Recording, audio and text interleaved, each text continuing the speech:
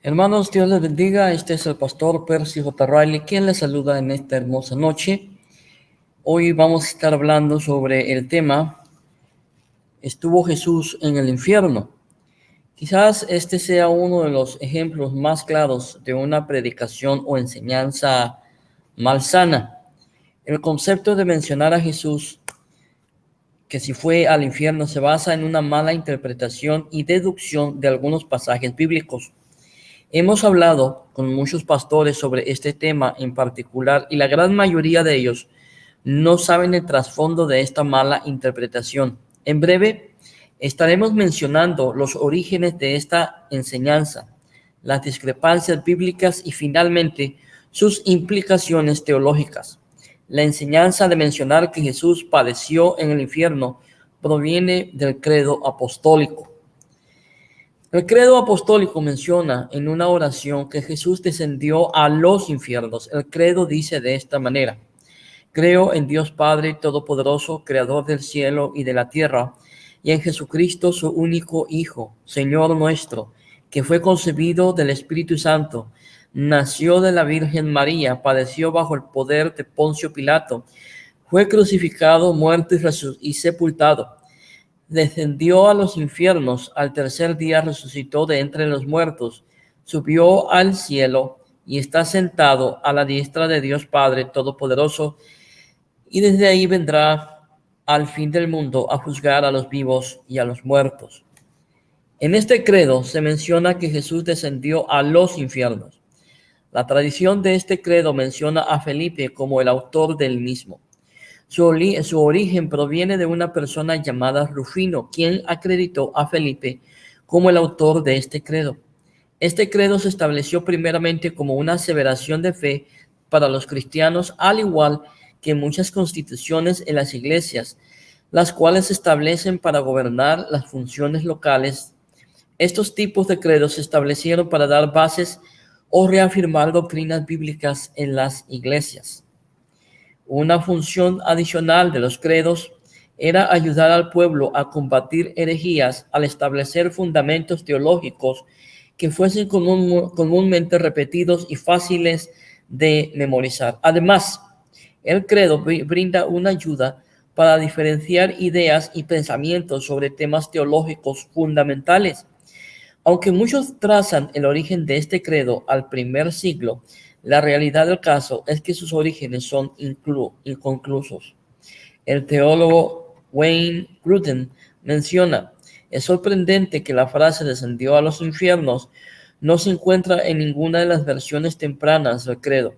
En las versiones usadas en Roma, en el resto de Italia y en África, hasta que apareció en una de las dos versiones de Rufino en el año 390 después de Cristo. No fue incluida de nuevo en ninguna versión del credo hasta el año 650 después de Cristo. Además, Rufino, la única persona que lo incluyó antes del siglo 650 después de Cristo, no pensaba que significaba que Cristo descendió al infierno, sino que entendió que la frase decía que Cristo fue enterrado. La teología expresada en este credo solo puede ser válida si su entendimiento se evidencia con las enseñanzas descritas en la Biblia. Por ende, no se debe de acomodar la escritura al credo, sino acomodar al credo a la escritura. Si la interpretación de la iglesia primitiva fue que este credo presenta a Cristo como enterrado únicamente y no padeciendo en el infierno, no se debe extrapolar una interpretación que no tiene bases bíblicas. Los conceptos de estar enterrado y estar en el infierno son uno de carácter diferente. La razón por la cual algunos creen que Jesús fue al infierno se basa en una mala interpretación de la palabra infierno. En algunos de los manuscritos bíblicos, en el momento que la Biblia fue traducida, existían 4 palabras para hablar de la muerte y del infierno. Las palabras son Hades, Sheol, Gehenna y Tártaro. Las palabras Hades y Sheol se utilizan en forma intercambiable en la Biblia. Una es en griego, Hades, y la otra es en hebreo, Sheol. Ambas denotan el sepulcro o donde se entierra a uno que está muerto. En el caso del idioma hebreo, se designan dos palabras para hablar del sepulcro y no del infierno, aparte de Sheol. Se encuentra la palabra kever. Esta última palabra equivale a un sepulcro o a un lugar determinado donde moran los muertos. Sheol, por el contrario, habla más del estado de los almas sin cuerpo o como una condición solamente. Sheol denota el reino de la muerte, como se explica en el Salmo 18, verso 5. El pensamiento común en el Antiguo Testamento que todos los muertos se reúnen en un lugar que ordinariamente se designa con el nombre de Sheol. Ahora hay que establecer ciertas diferencias entre las palabras kever y Sheol primeramente. La palabra kever indica una posición geográfica. Sheol nunca hace referencia a tal cosa. En un estado como lo es Sheol, no tiene punto geográfico específico. Nuevamente, para el pensamiento hebreo, kever hay que hacerlo por medio de un hoyo en la tierra. Por el contrario, nunca se establece que Sheol se tenga que hacer cavando un hoyo en la tierra. Para los judíos, Hades y Sheol era un lugar con dos compartimientos distintos y a su vez cerca del uno y del otro. En la Septuaginta, Sheol y Hades son prácticamente sinónimos. Por ende, la palabra en sí misma no tiene una doctrina de castigos ni recompensas, aunque en el Nuevo Testamento se va estableciendo paulatinamente este concepto. Un ejemplo del uso de esta palabra se encuentra en el libro de Lucas, al mencionar al rico y Lázaro. Estando ambos en el Hades, por ende, el Hades habla sobre el estado de estar muerto, uno en un lugar de tormento y el otro en un lugar sin tormento. Por otro lado, se designa la palabra Gehenna como el valle o el basurero en la afuera de Jerusalén. Esta palabra no tiene equivalente en el idioma hebreo. Se utiliza para describir en una forma visual el tormento del fuego. El término Gehenna se deriva del término en griego Gar Imón, valle de Inmón o el valle de los gemidos de los niños. Este era el lugar de oculto e ídolos y sacrificios humanos. El mismo se encontraba en un barranco estrecho y profundo al oriente de Jerusalén. Los reyes Acaz y Manases habían sacrificado a sus hijos en ese lugar, según nos relata el libro de Segunda de Crónicas, capítulo 28, verso 3.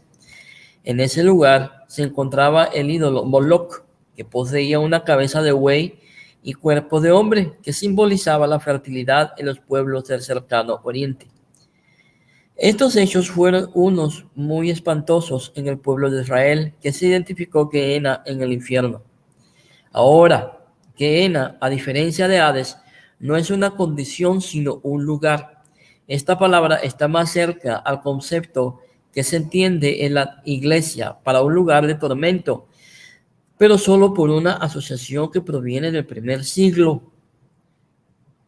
Gehenna comparte similitudes con Hades y Sheol, aunque estas últimas dos palabras son más utilizadas para un lugar intermedio después de la muerte y antes del juicio. Gehenna es utilizada como el lugar final y eterno de castigo para los malvados.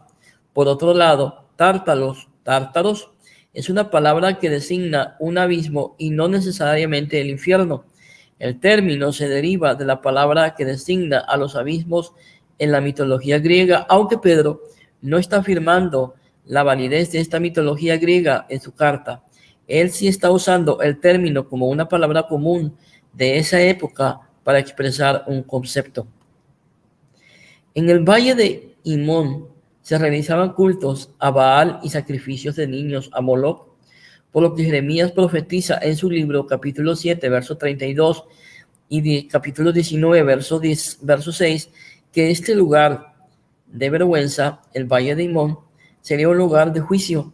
Debido a esa asociación, los residentes del primer siglo en Jerusalén asimilaban en forma metafórica a Gehenna como el fuego del infierno que no se consume o el lugar del castigo de los perdidos. Hoy día tampoco muchos asimilan este Gehenna con el infierno. Gloria a Jesús.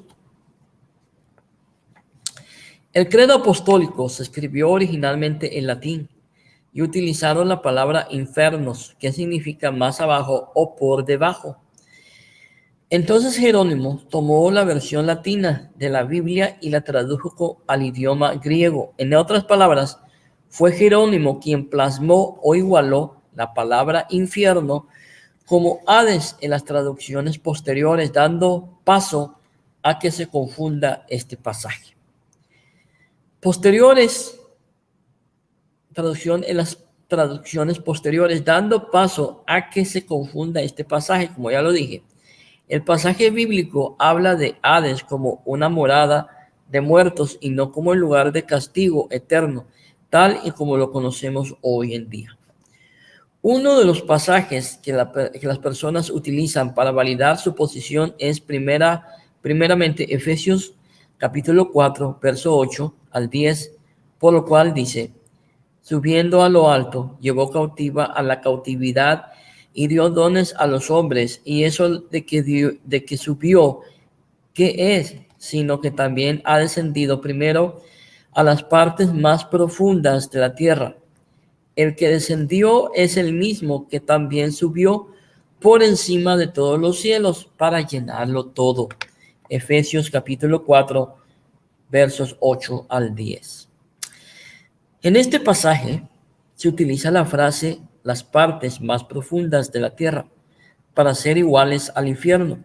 El problema de interpretar esto como el infierno es que si esto fuese cierto, traería un conflicto con la propia Biblia. El concepto para estas personas hoy día es que las partes más profundas de la tierra es el infierno.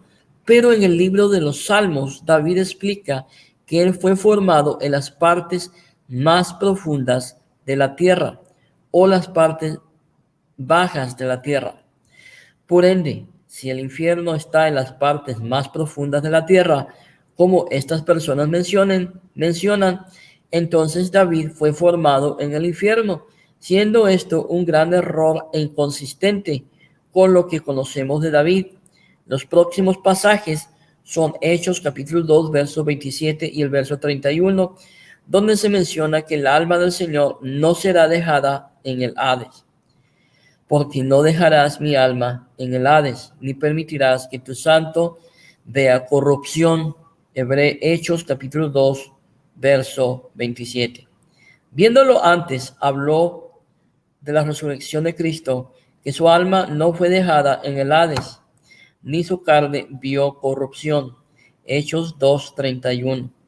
La palabra que se utiliza en estos pasajes es Hades y no es el lugar de tormento, sino el lugar o el estado de muerte. Desafortunadamente, la palabra Hades se ha traducido como infierno tanto en el Antiguo como en el Nuevo Testamento. Nuevamente, Hades nunca denota la tumba física ni el lugar final de los perdidos, sino un lugar o estado entre la muerte y el infierno.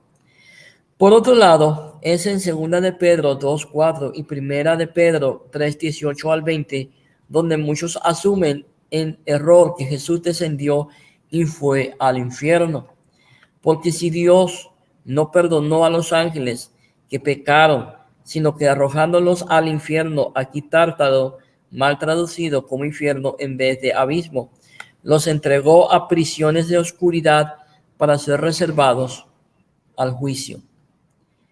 2 de Pedro 2:4. Y muchos combinan el pasaje o el próximo pasaje para justificar que Jesús fue al infierno. Porque también Cristo padeció una sola vez por los pecados, el justo por los injustos, para llevarnos a Dios, siendo a la verdad muerto en la carne, pero vivificado en espíritu, en el cual fue y predicó a los espíritus encarcelados, los que en otro tiempo desobedecieron. En este punto, el erudito griego Koine Spiros Sociates menciona que existen dos compartimientos del Hades en el pensar de los judíos. Él explica que Hades Es un lugar intermedio entre la muerte y el juicio final. Aunque no estamos de acuerdo con esta posición debido a textos bíblicos como 2 de Corintios 5:8 y el testimonio del Señor hacia el ladrón en la cruz. Gloria a Dios. Permítame, voy a tomar agua.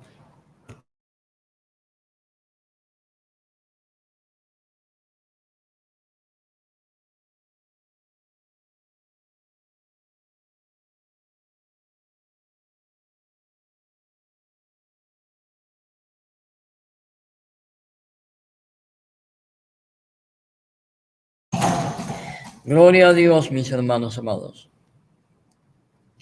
Gloria a Dios. Pues hermanos amados, aquí me voy a quedar para no hacer este video muy largo. Estamos hablando sobre el tema que muchos dicen que Jesús fue al infierno, lo cual, como ya hemos visto, es falso. Entonces, hermanos, nos vamos a quedar acá y vamos a seguir mañana si así Dios lo permite. Gloria a Dios. Bueno, pues que la paz de Dios sea con todos ustedes, que Dios les bendiga. Y si Dios lo permite, mañana concluiremos con el tema si Jesús fue al infierno. Paz de Dios.